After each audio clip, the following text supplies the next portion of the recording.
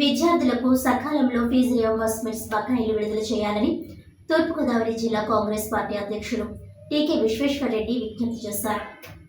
Rajahmundry press క్లబ్లో తూర్పుగోదావరి జిల్లా Congress party అధ్యక్షులు టీకే విశ్వేశ్వరరెడ్డి మీడియా ప్రతినిధుల సమావేశం నిర్వహించారు.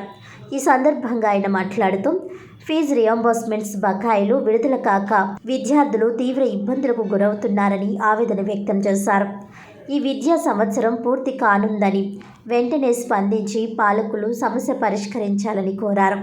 అదేవిధంగా గత ప్రభుత్వంలో ఫీజు రియంబర్స్మెంట్స్ బకాయిలు చెల్లించలేదన్నారు.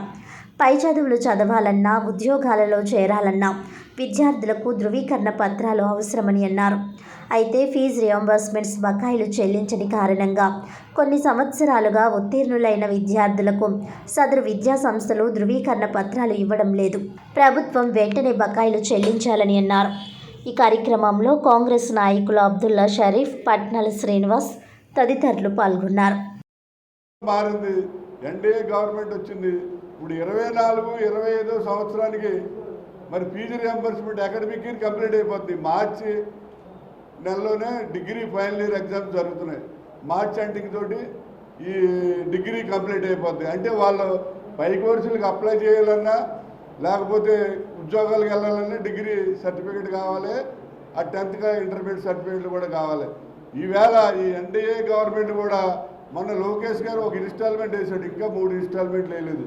అసలు ఏంటే మీరు ఇటువంటి బ్రహ్మాండమైనటువంటి స్కీమ్ని ఈవేళ మన రాష్ట్రంలో సర్వనాశనం చేసేసి విద్యార్థుల భవిష్యత్తు నాశనం చేయాలనే ప్రయత్నం జరుగుతుందో తప్ప మరి విద్యార్థుల్ని తీర్చిదిద్దుతాం, భావి పౌరులు చేస్తాం, అది చేస్తాం, ఇది చేస్తాం అని చెప్పి మీరు స్టేజీల మీద అక్కడెక్కడే చెప్పి మాటలు ఏవి కూడా ఇంప్లిమెంట్ జరగట్లేదు.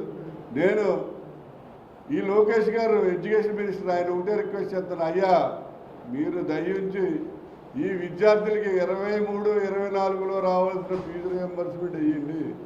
అలాగే 24-25లో వాళ్ళకి రావాల్సిన ఫీజు రియంబర్స్మెంట్ కూడా వేసి వాళ్ళ జీవితాలు బాగుండేలాగా, వాళ్ళ హ్యాపీలాగా ఉండేలాగా చేయండి. అంతేగాని వాళ్ళకి ఉద్యోగాలు లేకుండా, హైయర్ స్టడీస్కి వెళ్ళకుండా ఉండేలాగా చేసి వాళ్ళ జీవితాలు నాశనం చేయొద్దని చెప్పి లోకేష్ గారిని ప్రార్థిస్తున్నాను.